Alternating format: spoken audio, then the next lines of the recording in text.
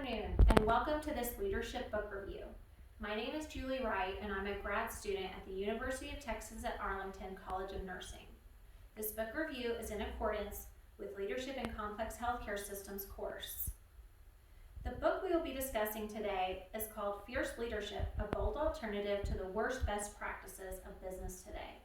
The author is Susan Scott. Susan Scott is an award-winning author.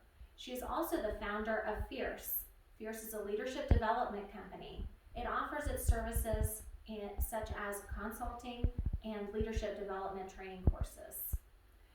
Susan Scott attended Hobart and William Smith colleges. She also holds a Bachelor of Art in English. Her experiences include consulting for think tanks, giving TED Talks, and providing consultation services to a variety of different organizations.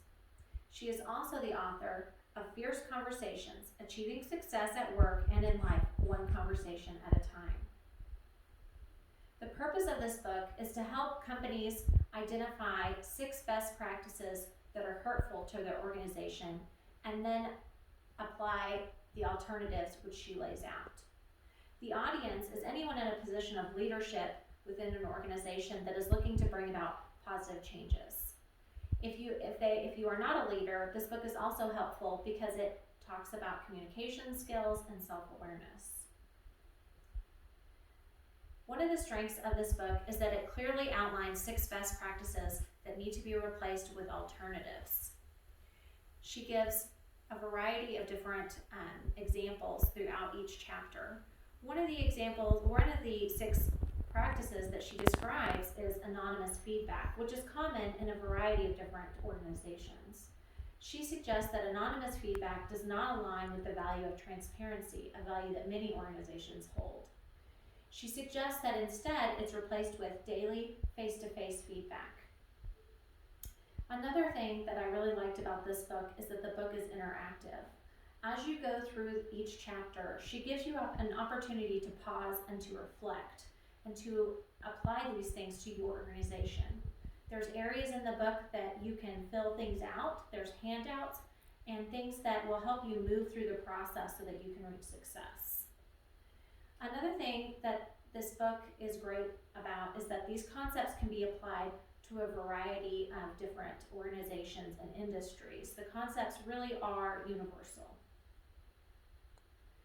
One of the weaknesses of this book is that she doesn't always address the sides that don't align with her point of view or her perspective.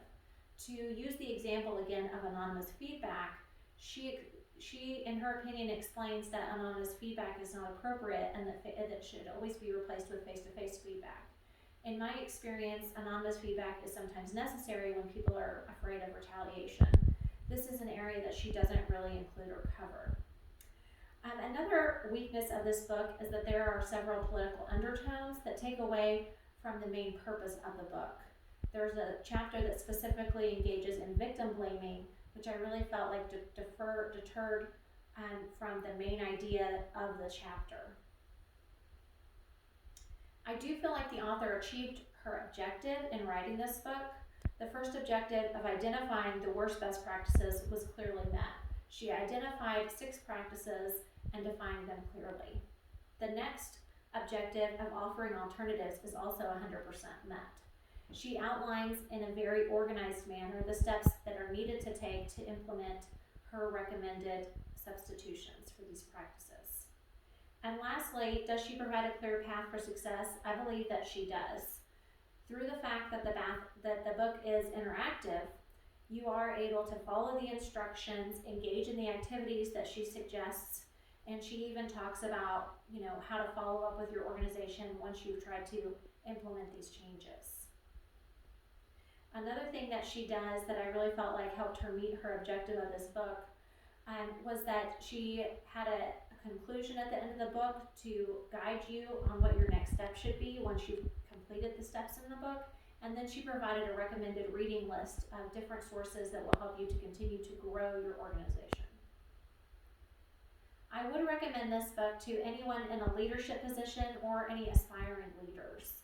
This book really helps with process improvement, identifying processes that are not working, and it also has activities to improve communication skills and for self-awareness. Thank you for listening to this book review, and now I will listen to any questions.